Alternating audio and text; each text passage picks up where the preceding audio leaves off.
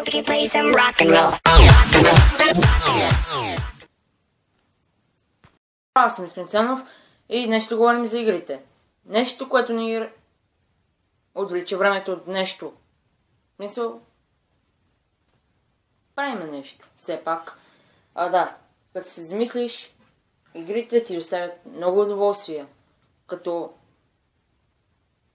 да биеш хора, или пък да побеждаваш мутанти, или пък да биеш зомбита, крипари, или пък демонай и всеки такива неща.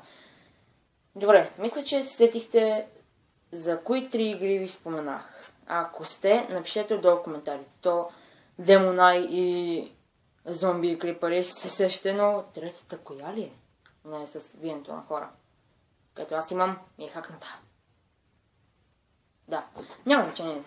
Добре, мисля, че повечето от вас поне една игра на 2K са играли. Аз съм играл WWE. Пробвах се и с NBA, но тя се оказа много смотана, защото е с карти. Защо я правят с карти? Да. Добре. Мисля, че повечето, поне един човек от вас е, да кажем, бил е с родители си на ресторант. И съм сигурен, че сте си играли на телефон, Да. Аз, когато отида на ресторант и чакам някой да ми донесе храната, си играя на телефона. Не знам за вас. Просто го правя. И да, това вече ми стана някак си навик, когато чакам нещо. Като храна, например. Но не сме се събрали да говорим за ресторантите. Това ще е някоя моя друга тема. Добре. Знаете ли защо създавам този блог? Защото някои от вас поискаха да говорим за игрите. И аз ще говоря за тях. Точно сега. Добре. Няма значение дали играете GTI. Няма значение дали играете Minecraft. Няма значение каквато и да игра. Дали играете. Просто вие се увличате някакси.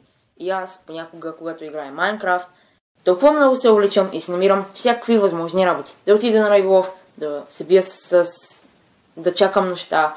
И докато се усетя и свърша всички неща, които съм си намислил да правя, и като ги свърша, от 100% в теле се завявам някъде на 40%. Толкова много играя. И все пак телефона ми не прегрява. Да, поне се надявам да не прегрее. Защото, в смисъл, до сега е прегрявал, но съм имал много игри. След като си чистих телефона, имах по-малко проблеми, по-малко ми избиваше и изобщо не прегряваше. Никога. Да. И да. Батерията на телефона свършва доста бързо. В смисъл, ти си играш на играта и не сещаш как времето минава и минава и минава и минава. Веднъж толкова много играх на една игра, че от някъде 2 часа, в смисъл 14 часа, някъде там, се озовах на компютъра, чак беше някъде 8 часа вечерта. Играл съм 6 часа. И дори не се сетили за мен, което е малко гадно. Но няма значение. Сигурен съм, че някой от вас, всички от вас са играли толкова много, или пък са ровили толкова много в компютъра си или лаптопа, че не се усещали за времето. И съм сигурен, че сте играли повече от 6 часа. Поне някой от вас. И съм сигурен, че някой от вас са играли дори цял ден. В смисъл, през лятото аз по цял ден бих играл. И да, по цял ден бих играл на компютъра.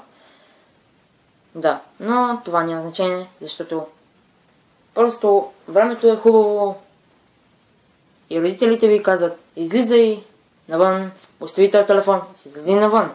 Но вие сте тъкмо по средата на някое ниво или пък на някоя битка, ако играете Clash of Clans или Clash Royale и казвате, не мога сега. А те казват, излизай. Да, но вие пак не излизате. Аз на ваше място, на мен не ми се е случило до сега това. Добре, кажете ми някои ваши игри, които сте харесвали или пък още харесвате или пък някоя готина игра, която мога да изпробвам. И да. Това беше всичко от мен за сега.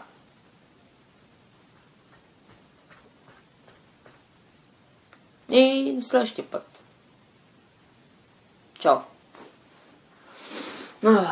Отварям се.